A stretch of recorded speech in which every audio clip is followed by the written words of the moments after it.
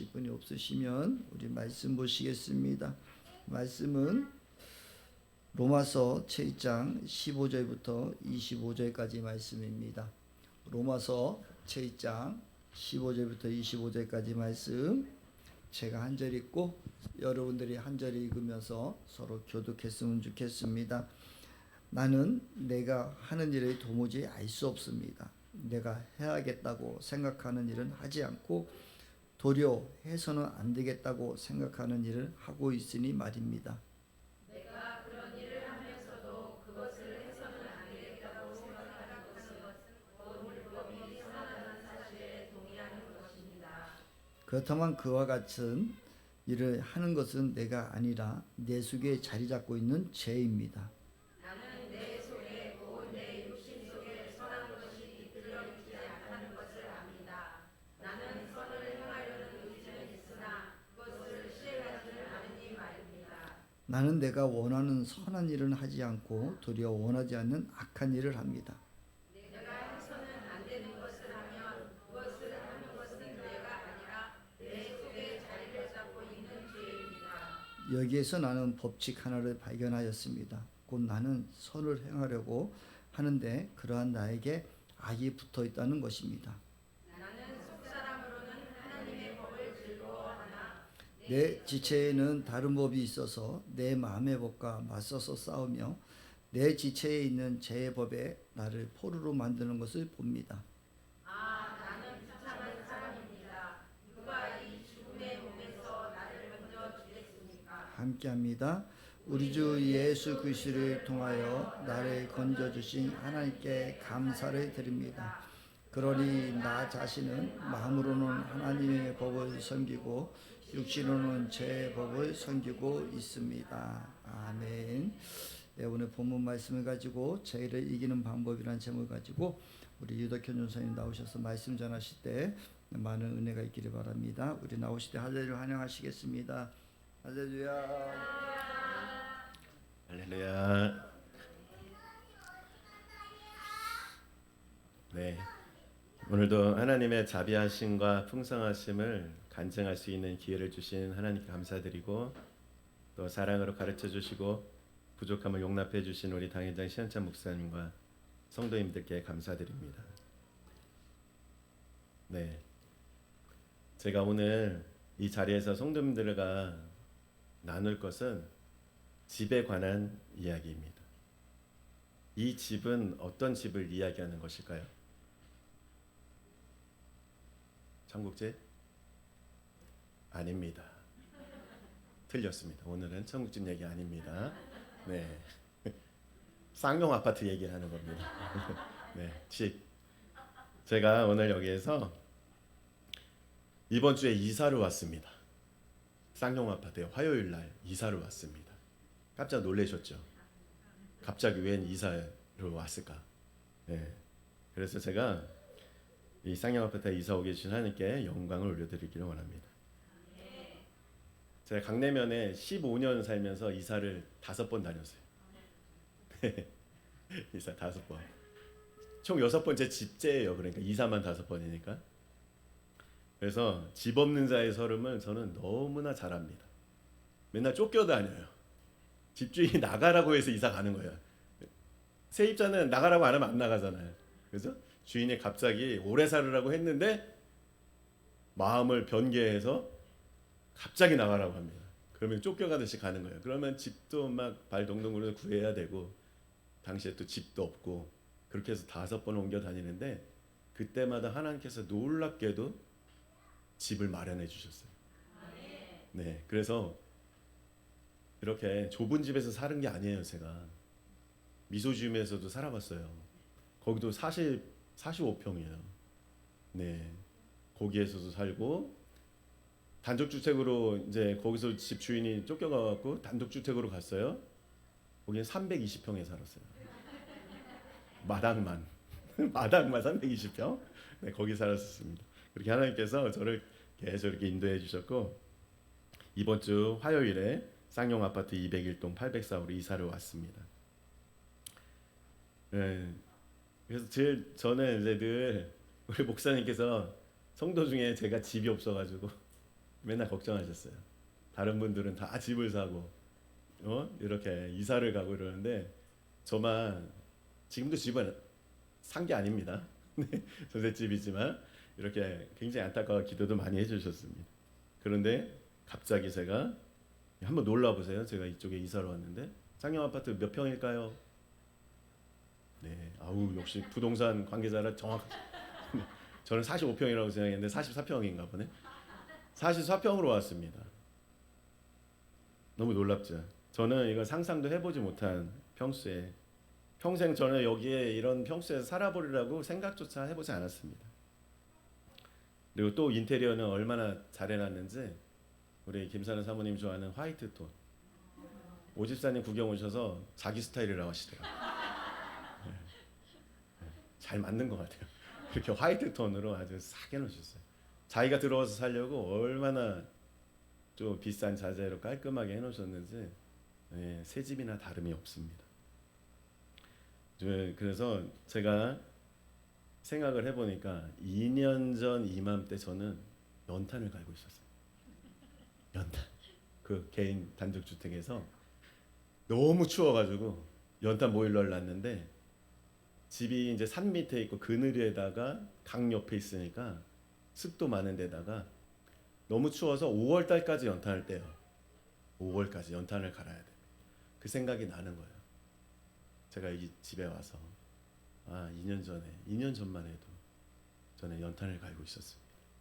그래서 더 이렇게 많은 이야기들이 있지만 제가 이제 눈물 앞을 가리면 이거 못하니까 여기까지만 하고, 그래서 제가 이제 왜 하나님이 이 집을 주시게 되셨는가 말씀드리겠습니다. 제가 어머니를 이제 작년 11월에 모시고 왔어요. 그래서 어머니를 모시긴 해야 되겠는데 방법이 없어가지고 거실에다가 이제 의료용 침대를 렌탈 받아가지고 놓고 생활을 하고 계셨습니다. 이제 어머니가 거실에 계시니까 이제 여러 가지 문제가 발생합니다. 이제 화장실 가서 씻으시고 이렇게 젖어 있으니까 거기서 옷을 갈아입고 하기가 이제 다리가 불편하고 하시니까 나와서 좀 입고 이러면 편한데 또 이제 밖에 나오면 또 마주치잖아요. 장인어른도 계시고 아이들도 있고 하니까 또 나올 수도 없고 안에서 좁은 데서 또 옷을 혼자서 막 입다 보면 한 30분 이상 걸리는 거예요. 안 나와요. 들어가면. 그러니까 또 급하신 분들이 있잖아요. 또 화장실에. 그러니까 이제 그런 문제들도 생기고 또 이제 거실이 어떤 공간입니까? 모든 걸 다 간섭할 수 있는 공간입니다. 컨트롤 타워 같은 역할을 해요. 거기에서 딱 보고 이제 아이들에게 이제 TV 늦게까지 보면 이제 뭐라고 하시고 안 잔다 계속 하시고 과자 먹고 있으면은 밥 안 먹고 과자 맨날 먹어서 밥 안 먹는다. 계속 반복인 거야. 계속 반복. 그러니까 또 제가 어디 나가잖아요. 제가 나가면은 올 때까지 기다리세요. 참 한숨도 못 잠아 주무셨다고 말씀하시는데 제가 볼 때 주무셨는데 어쨌든 그런 저를 기다리고 계신 거예요. 그러니까 제 일거수일투족을 다 보고 계신 거예요. 나만 봐. 그래서 아이들이 장난으로 저한테 막 장난 걸고 막 때리고 그러잖아요. 엄청 혼내죠. 까분다고 아버지한테. 아버지 왜 때려? 막 진심이야, 진심. 그러니까 아이들도 이제 막 이렇게 힘들어하기 시작해요.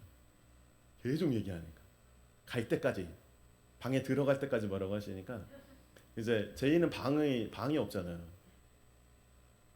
유랑하는 애예요, 제이는. 방이 없어가지고 여기 갔다 저기 갔다 살아야 되는데 안방에서 살고 거실에서 살고 해야 되는데 이제 거실에 어머니가 오시다 보니까 이제 부딪히는 일이 많이 생겼습니다. 그러다가 이제 또 제가 설거지를 이제 하고 있으니까 거실에서 딱 다 보이시잖아요. 우리 어머니가 이렇게 말씀하시죠.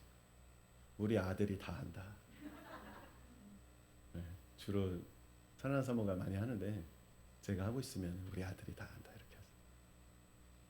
기분이 나쁘겠습니까? 좋겠습니까?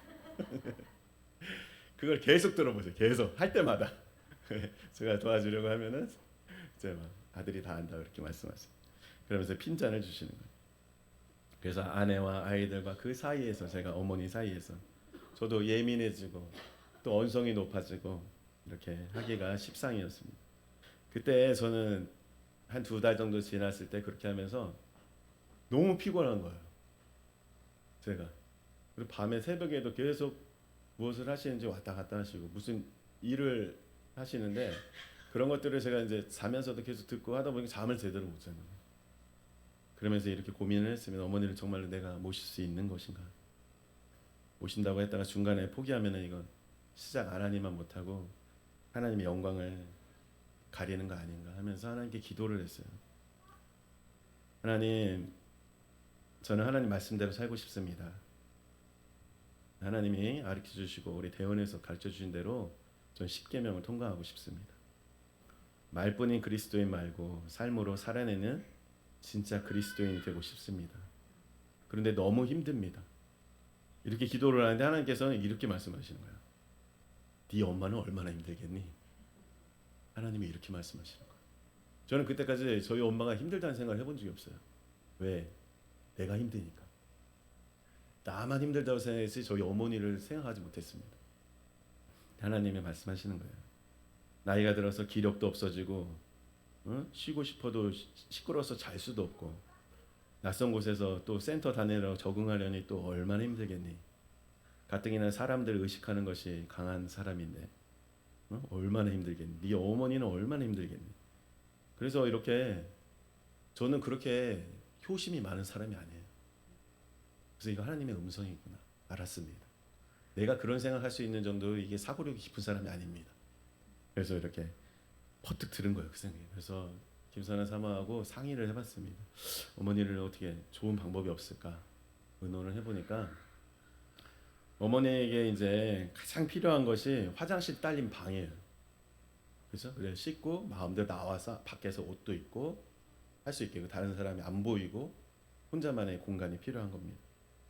그래서 그 공간이 화장실 딸린 방이 필요했고 그렇게 얘기를 했더니 우리 김선아 사모가 엄청 빨라요. 부동산 쪽에 금방 알아왔어요.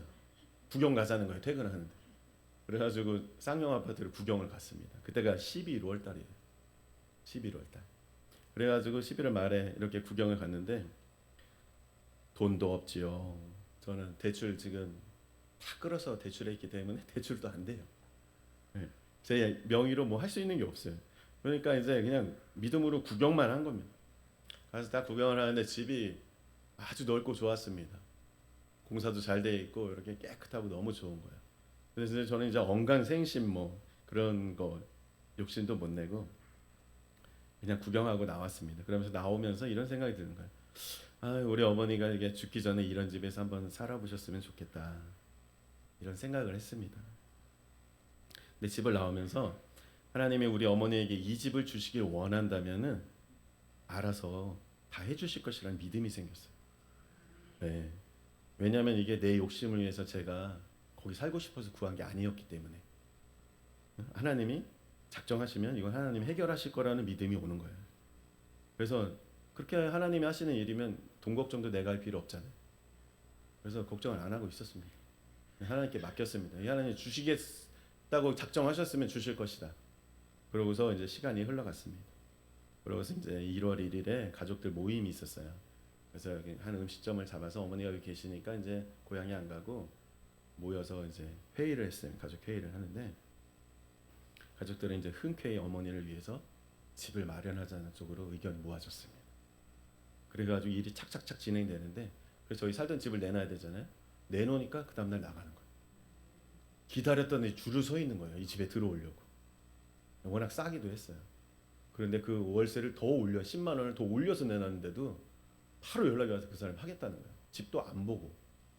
우리 같은 아파트 라인에 사시는 분이 딸에게 집을 주려고 보고 있었던 거예요. 어디가 나오나 하고. 그래서 착착착착 진행돼서 금방 집도 나가고 모든 것이 해결됐습니다. 그래가지고 이제 제가 이렇게 이사를 오게 됐습니다. 근데 이게 너무나 하나님의 일이라는 것이 그냥 정말 순탄하게 흘러가더라고요. 제가 걱정할 것이 아무것도 없이. 그 집주인이 막 또 이상한 사람이 안 되잖아요. 만나봤어요. 좀 걱정이 많으세요. 저희 가족들도 집주인이 어떤 상태인지 알아봐야 되고 빚이 얼마나 있는지 이런 것들. 그래서 만났어요. 근데 너무 좋으신 거예요. 그분도 이제 솔직하고 정확하게 다 얘기해 주시는 거예요. 자기도 사업을 하고 집을 자기 살던 집과 이 집 내놨는데 둘 중에 나가는 것을 해서 사업 자금을 하려고 한다. 하면서 정직하게 다 얘기하시는 거예요. 그러면서 전세권 설정도 하게 해주고 안전하게 다 장치할 수 있는 거 자기가 다 하겠다. 그래서 정말 안심하고 정말 착착착 지내면서 이렇게 금방 제가 이사를 오게 됐습니다. 근데 이사를 오고 보니까 아직도 실감이 안 나요. 좀 약간 그렇잖아요. 이사 가면 낯설기도 하고 실감이 안 납니다. 그러면서 이런 생각을 했어요. 오늘 아침에 일어나서 나는 어떻게 하다 이렇게 복을 받았지? 나는 어떻게 복덩이가 됐을까? 이런 생각이 드는 거예요. 그래서 제가 이거 곰곰이 또 생각해 보면서 우리 교회를 다 둘러보니까 성도님들이 다 복덩이가 되신 거예요. 다 복덩이가 되신 거예요. 15년 전에 여기 계셨던 모습들하고 지금 여기 계신 모습들이 진짜 럭셔리해졌지 진짜. 네. 옛날에 우리 진짜 볼만했어요. 근데 이렇게 다 복을 받으신 거예요. 네. 우리 정말 다 복덩이가 돼. 어떻게 복덩이가 됐을까? 저희가 한 게 뭐가 있습니까? 그렇죠?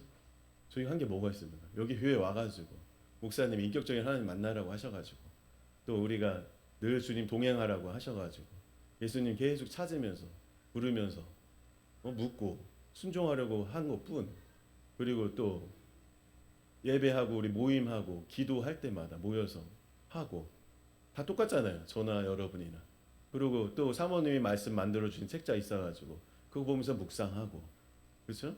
이렇게 말씀 날마다 6장씩 읽는 거 쭉 꾸준히 계속 읽다 보니까 성경 말씀을 또 읽게 됐고 그리고 우리 또 가정교회 해가지고 목자 목녀로 섬기라고 해서 우리가 정말 순종하면서 10여 년을 사람들 섬기고 이렇게 같이 밥을 먹고 식구처럼 지낸 거밖에 없잖아요.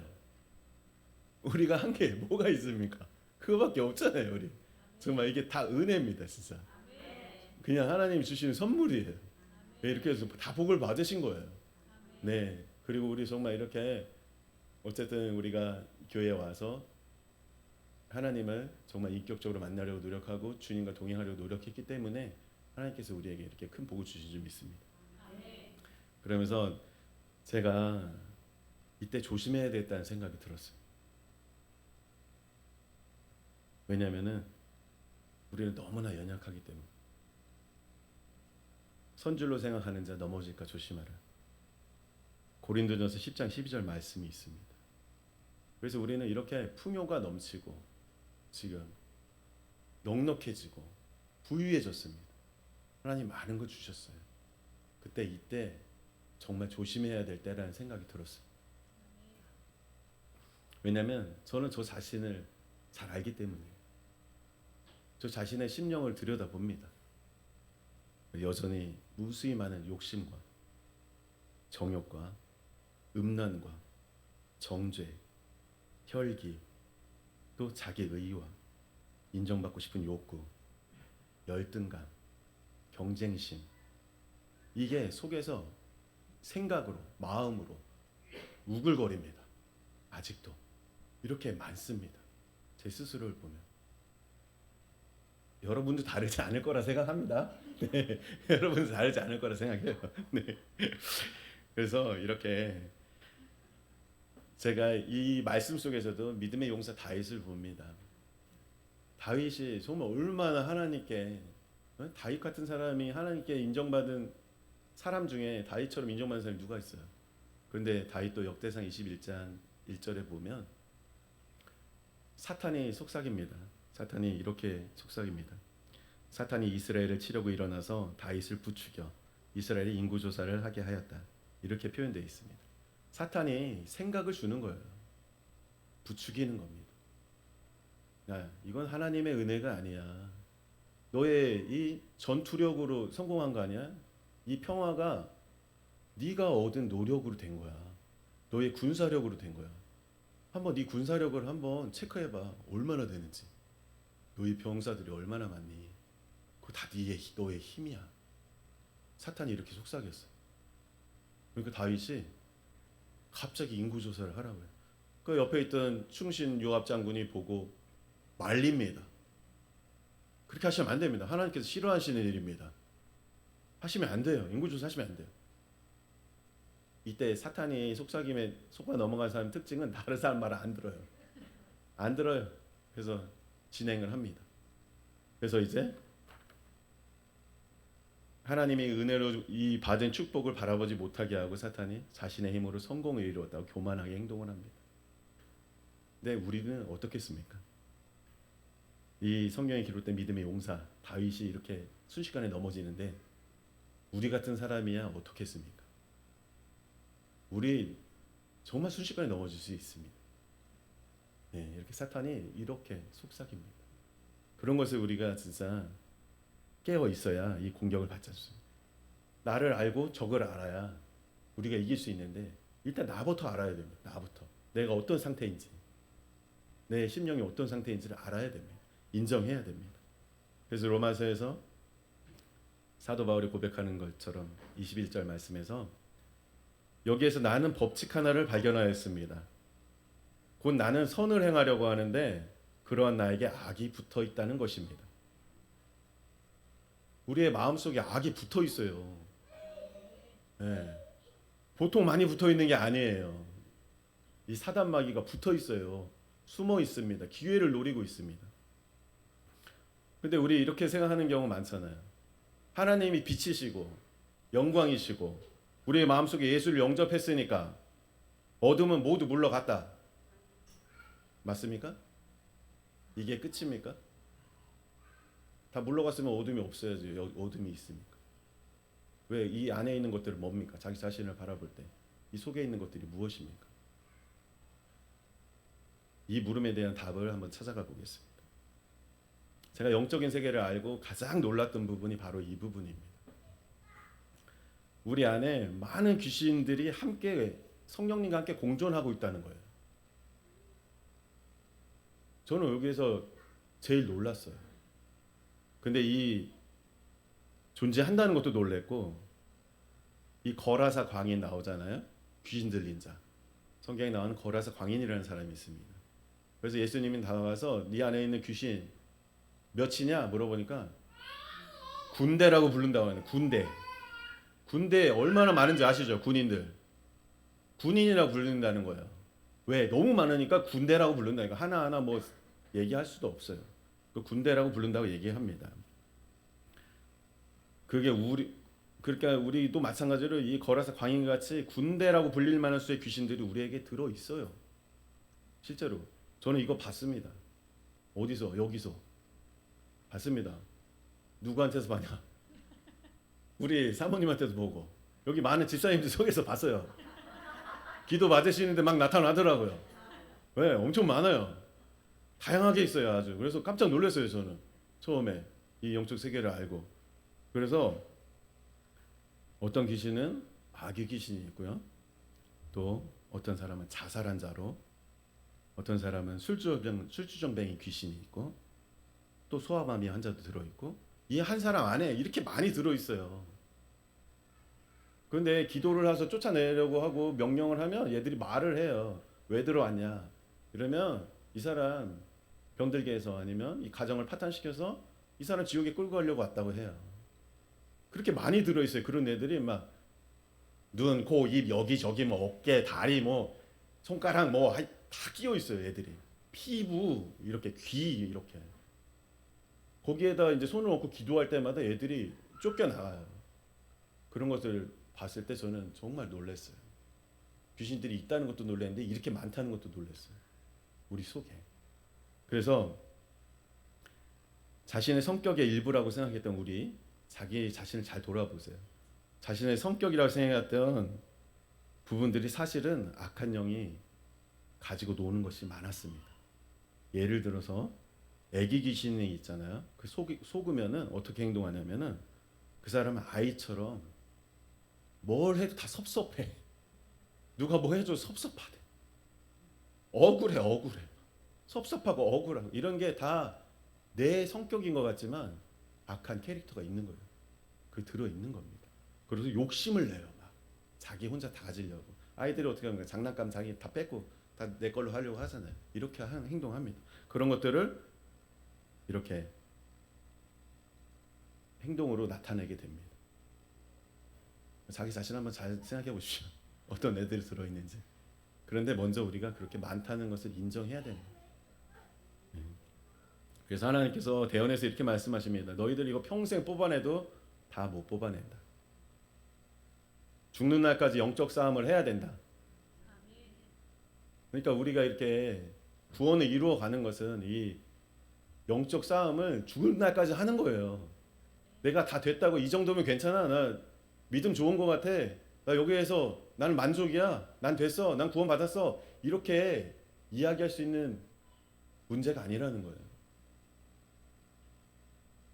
영적 싸움은 끝까지 가야 됩니다. 왜냐하면 사단은 우리를 계속 그걸 믿음을 빼앗아 가려고 노력하기 때문에 우리를 지켜야 되는 거예요. 그래서 그 부분에 대해서 이렇게 말씀하시고, 당부를 하시는 것이 무엇이냐? 하나님의 당부는 죄가 얼마나 무서운지 알아야 된다는 거예요. 근데 우리는 솔직하게 죄가 무섭다고 생각 안 하잖아요. 잘 생각 안 하잖아요. 내 안에 죄가 얼마나 많은지도 인정 잘 안 하잖아요. 나는 거룩하고 깨끗하다고 생각하잖아. 나는 이 정도면 됐다고 생각하잖아요. 그래서 근데 우리가 죄가 얼마나 무서운지 알아야 조심하고 현혹되지 않고 넘어지지 않을 수 있는 것입니다. 그래서 목사님 대언에 2019년 9월 3일에 대언에서 죄와 성령님의 이 공존 상태를 하나님께서 알기 쉽게 설명해 주십니다.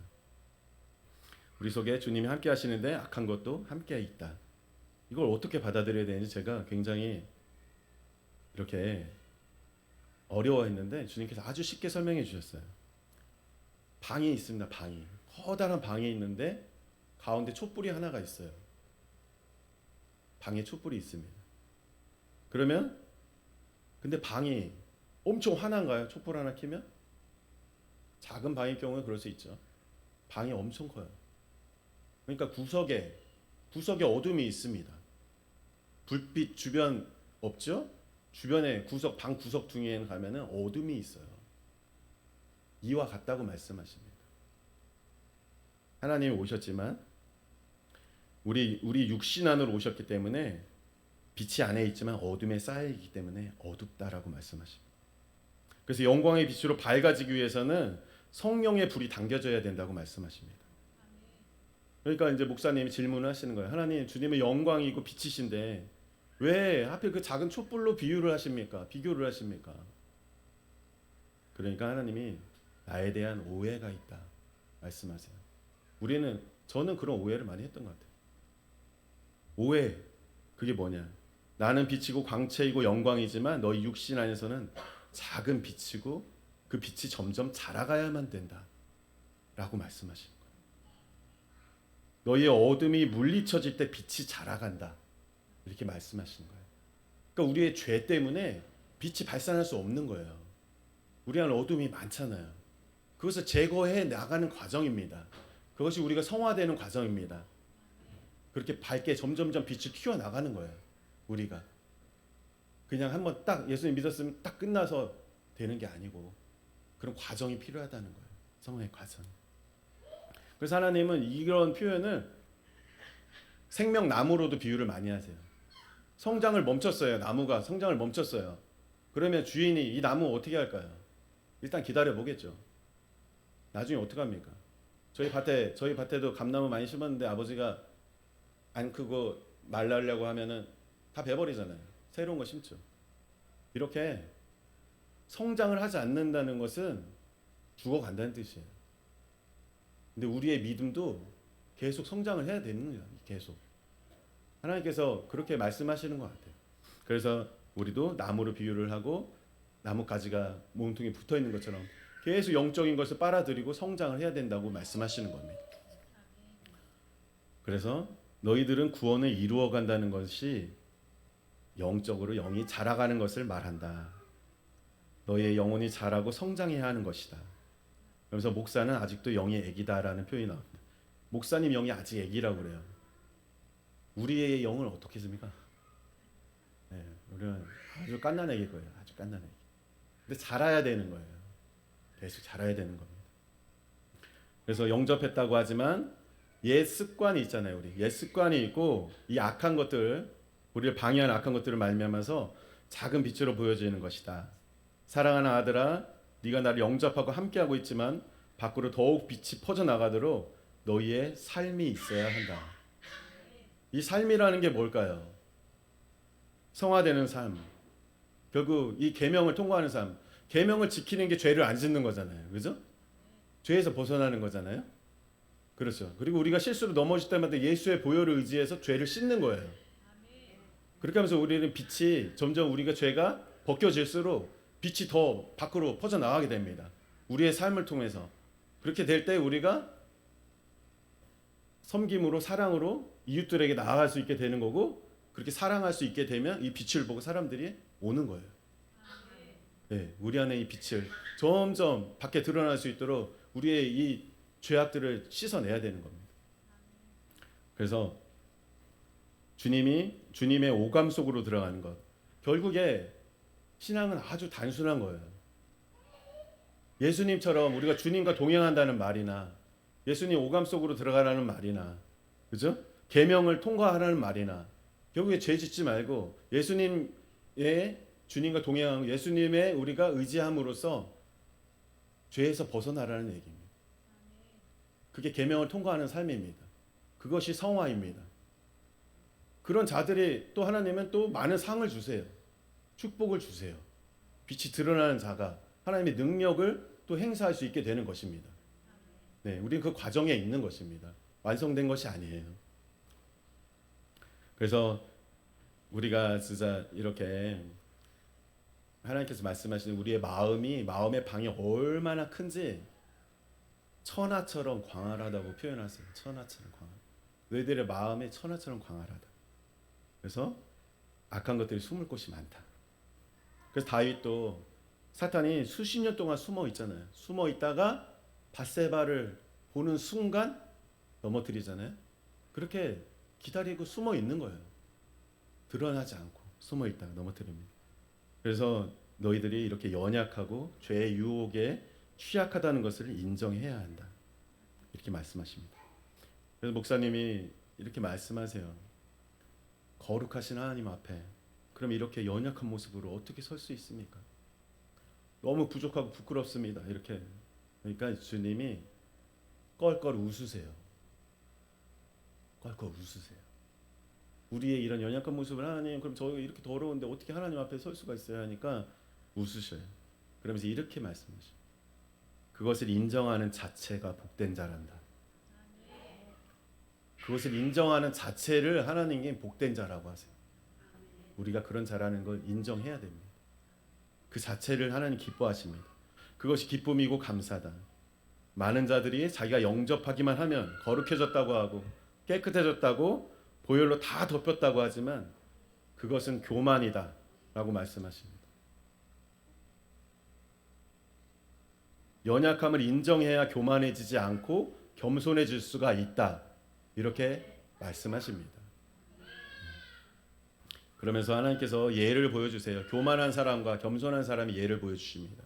교만한 사람은 서서 소리를 지르면서 아주 당당하게 소리를 지르면서 서 있는 사람을 보여주세요. 이 사람이 이렇게 얘기하는 거예요. 이제 예수님을 믿기 때문에 거칠 것이 없어. 당당히 외칩니다. 난 거칠 것이 없어. 당당히 외치는데 그 뒤에 검은 그림자가 있어요.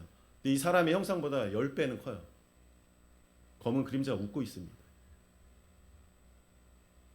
검은 그림자 누구예요? 마귀겠죠? 마귀가 웃고 있어요. 네. 이렇게 저자는 나를 믿었다고 하고 영접했다고 하지만 교만으로 가득 찼다. 악한 것이 뒤에서 웃고 있다. 이렇게 말씀해 주세요. 또 다른 한 사람 보여주십니다. 이분은 이렇게 주님 앞에서 아버지 나 같은 죄인을 사랑해 주시고 정말 감사합니다. 제가 어떻게 해서든지 거룩하게 되려고 노력을 하고 또 주님이 동행해 주시니 정말 감사합니다 하고 회개하고 무슨 일만 있으면 회개하고 자백하고 이렇게 하고 있어요. 그 사람이. 그러니까 천군 천사들이 뒤에 있어요. 그 사람 뒤에는. 천군 천사들이 아주 진을 치고 있습니다. 그 사람 뒤에. 그러면서 연약함을 하나님 앞에 가지고 나와서 예수 그리스도의 보혈을 구할 때마다 천사들이 엄청 기뻐해요. 엄청 기뻐해요. 환호성을 질러요. 손에 이렇게 연약하면 하나님 저 못하겠어요. 하나님이 보혈이 필요합니다. 용서해 주세요 하면서 제 죄를 보혈로 닦아주세요. 막 이렇게 기도를 하는 거예요. 그러니까 천사들이 막 환호성을 치고 있습니다. 너희는 언제든지 악하고 더럽고 추악한 것이 주변에 우는 사자처럼 보고 있는데 사단에게 밥을 주지 마라. 이렇게 말씀하십니다. 사단에게 밥 주는 게 뭔가요? 우리가 미워하고 시기하고 질투하고 싸울 때마다 그것들이 너무너무 좋아해요. 사단들이 우리 속에서. 그게 밥을 주는 거예요. 그래서 예수 믿고 다 해결되었다라고 교만하지 말고 늘 조심하고 살아야 한다. 이렇게 당부를 하십니다. 나는 깨끗하다, 나는 거룩하다 하는 것은 교만한 것이다. 연약함을 고백할 때 악한 것은 힘을 잃고 회개할 때 악한 것들은 쫓겨간다. 나는 할 수 없어요. 주님 용서해 주세요. 하며 눈물을 흘리며 나올 때 주님은 미소를 지으시면서 기뻐하십니다. 그래서 너희들이 회개할 때가 내가 가장 기쁜 순간이라고, 기쁨이 가장 넘치는 순간이라고 예수님이 말씀하세요. 그래서 우리는 회개하러 천국이 가까이 왔느니라. 회개가 이렇게 중요한 겁니다. 예수님의 보혈이 이렇게 소중한 겁니다. 그래서 보혈을 흘려주시는 그 고통의 순간에도 예수님이 십자가에 달려셔서 피를 흘리는 순간에도 예수님이 웃고 계세요. 왜? 우리를 너무 사랑하시니까 자신의 고통을 바라보시는 게 아니에요. 자신의 피 때문에 우리가 죄를 용서받고 죄 씻음을 받고 우리가 천국 가게 되고 이 행위책을 정결하게 만들고 우리가 변화되는 것을 기뻐하시는 거예요. 그 고통을 참아내시는 거예요. 안 아프신 게 아니에요. 고통스러운 거예요. 그것보다 우리를 더 사랑하시기 때문에 견디시는 겁니다. 웃고 계시는 거예요. 근데 우리는 이 예수님을 잘 감지하지 못하고 있을 때가 저 스스로도 굉장히 많이 있습니다. 우리가 죄를 짓지 않으면 보혈을 더 이상 흘리지 않으셔도 되십니다. 우리는 보혈을 얼마나 귀하게 여기고 있습니까?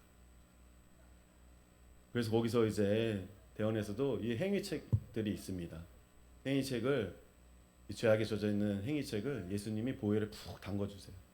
그래서 이런 생각을 해봅니다. 그 보혈이 얼마나 필요할까? 어떤 분이 피 좀 줘보세요.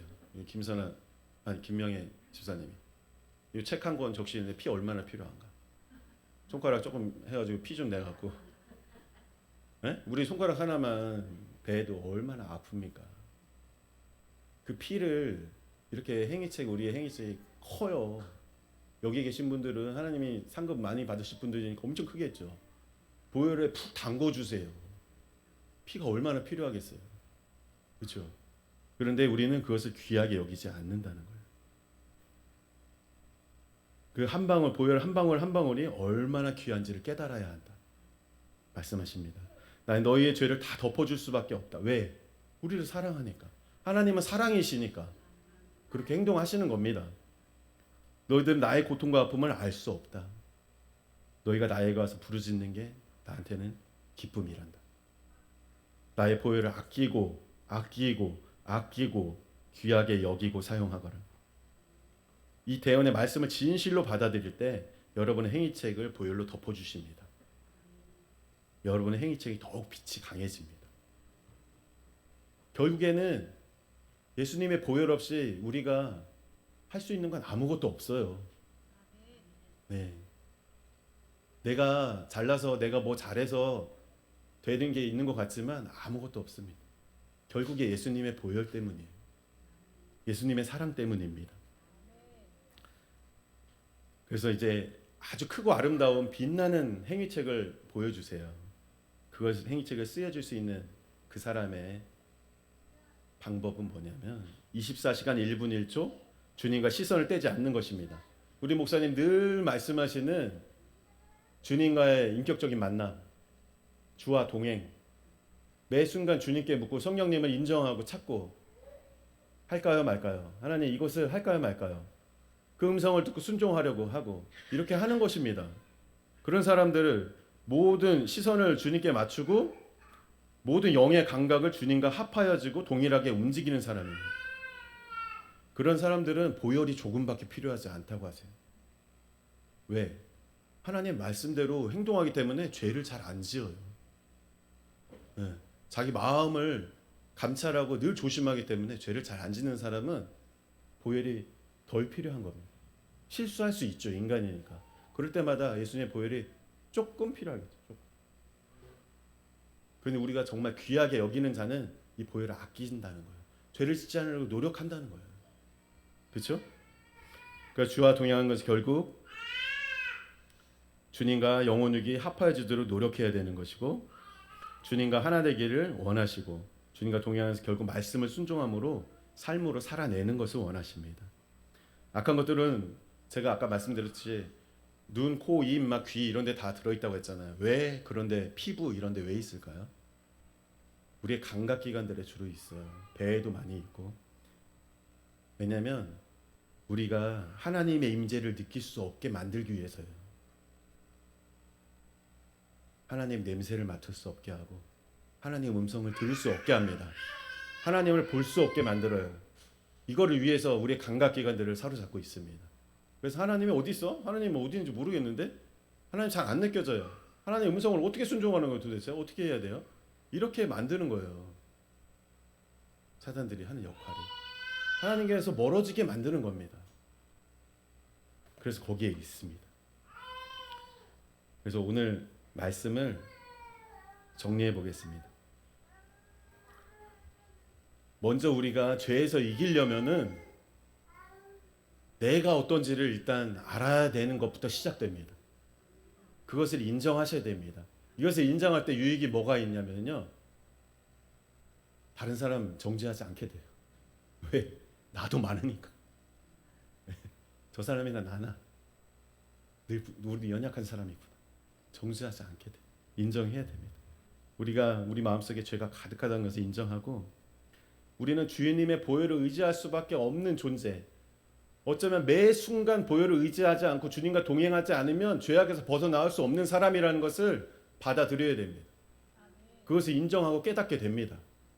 그래서 예수님의 보혈을 찾게 돼요. 계속 인정하는 사람이 찾을 수 있습니다. 그 연약함을 인정할 때 교만하지 않을 수 있고 겸손할 수 있습니다. 나는 거룩하고 깨끗하다고 하는 것은 교만입니다. 그래서 우리 영이 성장하여서 어두움을 물리쳐자는 과정이 구원의 역사를 이루어가는 것입니다. 우리의 영은 계속 성장해야 됩니다. 평생토록 영적 전쟁을 치러야 합니다. 끝까지 승리해야 합니다.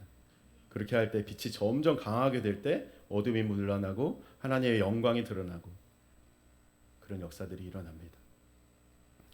또 그 첫 단추가 우리가 그 죄를 얼마나 무서운지 알고 인식을 해야 되고 내 안에 그런 것들이 있다는 것을 경계해야 되는 것부터 시작되는 것입니다.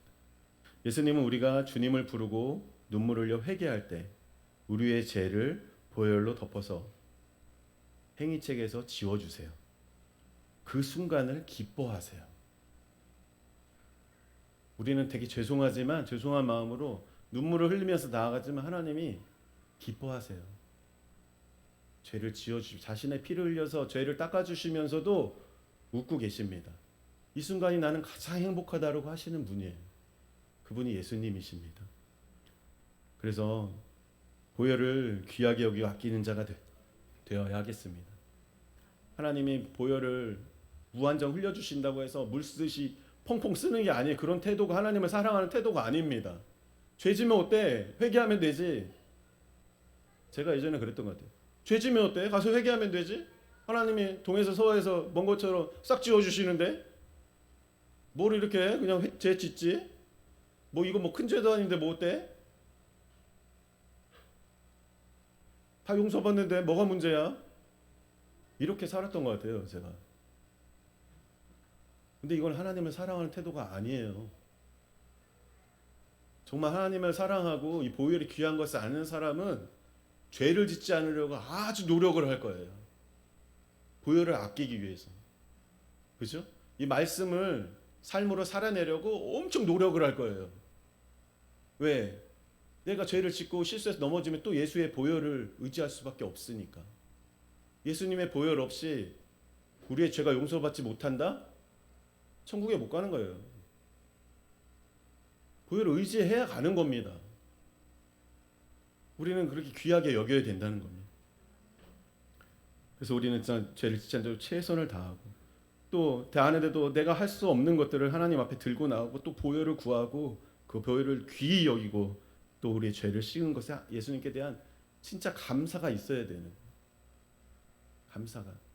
근데 이런 머릿속에 있는 그런 감사가 아니라 정말 인격적으로 예수님께 감사해야 돼요. 네.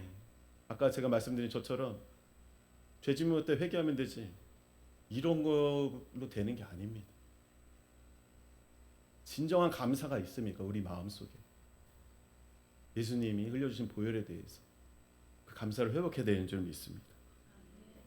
그래서 주님과 오감이 하나가 되고 24시간 주님과 시선을 맞추고 동행하는 것이 죄를 이기는 방법입니다.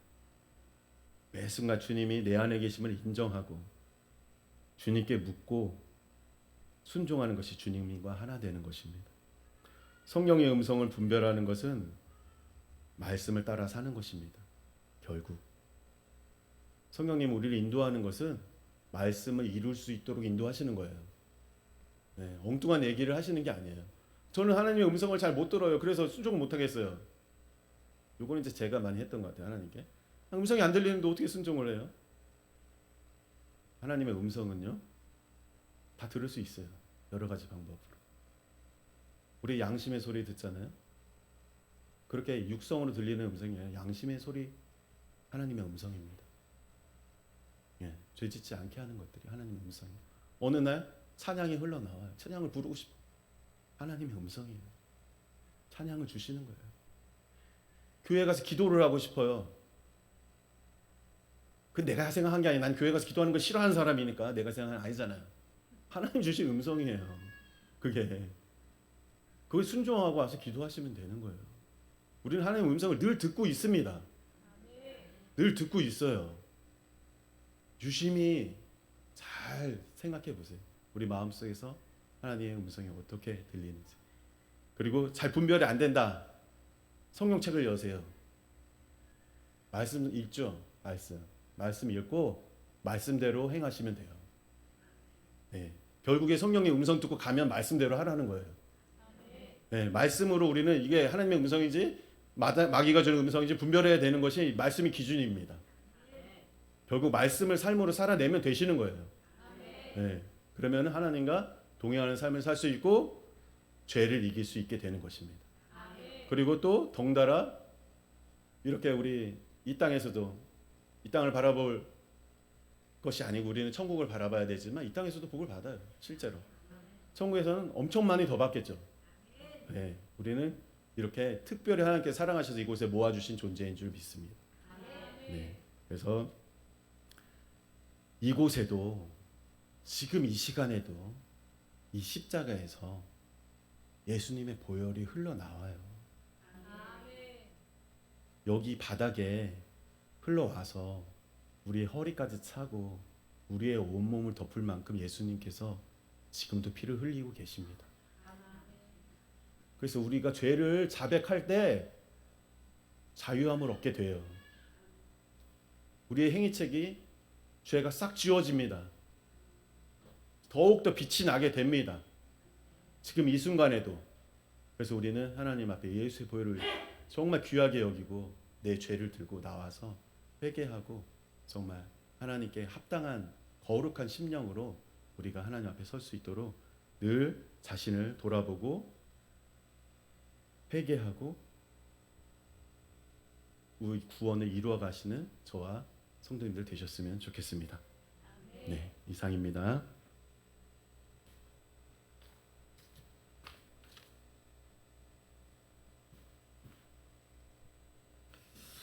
창세기 4장 7절의 말씀에 보면 가인과 아벨이 얘기가 나오거든요. 그래서 가인이 죄를 지었을 때 주님이 말씀하실 때 이런 말씀합니다. 내가 올바른 일을 하였다면 어찌 얼굴빛이 달려지냐. 내가 올바르지 못한 일을 하였으니 제가 너의 문에 도사리고 앉아서 너를 지배하려고 한다. 너는 그 죄를 잘 다스려야 한다 라고 말씀하시거든요. 우리가 죄를 지으면 우리의 심령이 불안하기도 하고 뭐 어떤 실수를 하면 내가 이랬지? 그렇게 하잖아요. 그것은 사실은 우리의 심령 앞에서 문 밖에서 도사리고 있는 거예요. 우리를 자꾸 더 연약하게 할 수 있어요. 그래서 저도 상관이 없다가 아니라 그럴 때 예수의 보혈을 더 의지하십시오. 죄를 다스리는 것은 주님 앞에 나와서 주님 고백하고 내가 이런 실수를 했어요. 이런 죄를 졌어요. 근데 나를 주님 앞에 달려갑니다. 그래서 주님 저를 용서해 주십시오 하고 바로 달려갈 때 예수님께서 여러분들을 자유케 하실 것이고 또 회복시켜 주실 거예요. 그 죄를 다스리는 것은 죄를 안 짓겠다고 아니라 죄를 질 수도 있는데 빨리 주님 앞에 달려가서 그것을 용서를 구하시고 예수의 보혈을 의지하는 겁니다. 네, 그래서 가인이 죄를 지었을 때 얼굴빛이 너무 어두웠었어요. 그래서 보면서 네가 죄를 지었지? 너의 문 앞에서 제가 너를 다스리고 있다. 근데 너는 그것을 잘 다스려라. 그 지금은 우리가 죄를 다스리는 법은 뭐라고요? 보혈 앞에 나가는 예수 피를 힘입어. 우리 찬양 한 장 하시고 우리 잠시 말씀 생각하시며 잠깐 기도했으면 좋겠습니다. 우리 찬양 드렸던 거 예수 피를 힘입어서 주의 보좌 앞에 나아갈 때